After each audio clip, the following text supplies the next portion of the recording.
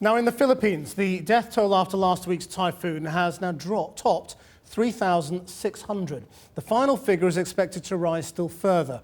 Aid is now beginning to reach the more remote areas, but distribution is beset by problems, as is the increasingly desperate search for possible survivors. Channel 4 News met one grandmother who fears the worst as she hunts for her missing British family, Colin Bembridge, his partner, and their 3-year-old daughter. Live now to our Asia correspondent John Sparks in Tacloban. John. Thanks, Krish. There are more than 2,000 people missing in this part of the country alone. And information about them, just like food and water, is a basic need for people. We experienced that today when we met a family desperately searching for their loved ones. They were British citizens, and they had rented a seaside villa the night before the storm began. But they haven't been heard from since. The sense of shock may have passed, but people still need to know what happened when the typhoon bore down on Tacloban. More than 2,000 people are still missing, and this program understands that a small number of British citizens are also unaccounted for.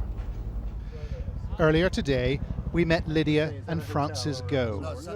They want to know what happened to several members of their family who'd rented a beach house the night before the storm. Were they in a hotel or a resort? No, it is just just a mere house. Lydia told us that her 35-year-old daughter, Maybelle, has lived with a British chemist called Colin Bembridge for more than a decade. The couple have a daughter called Victoria, and they live together in Grimsby.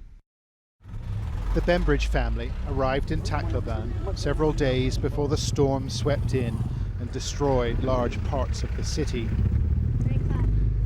Lydia wanted to take us to the place where Maybelle was last seen, so I asked her about her daughter. Maybelle is my 8th child. She's your youngest child? Youngest child. Next to him. Next to Francis. And what is she like? What sort of person is she? Kind, she's kind. Helpful. We stopped in a village called Bye Bye and began to walk towards Colin and Maybelle's holiday home. But it wasn't easy. Lydia is 79 years old.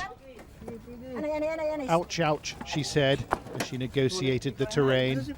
But she told me she had to come here. She had to see it for herself.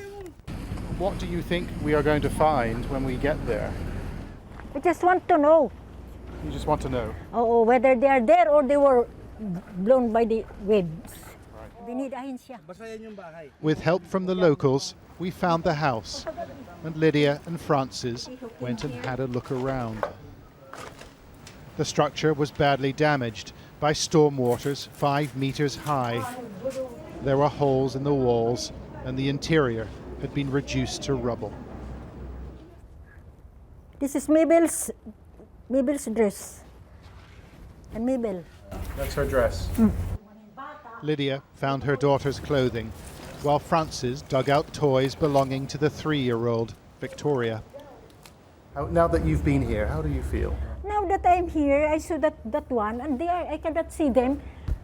I'm at a loss of where they are. Sure, do you feel like you've lost part of your family? Yeah, of course. It's hurting.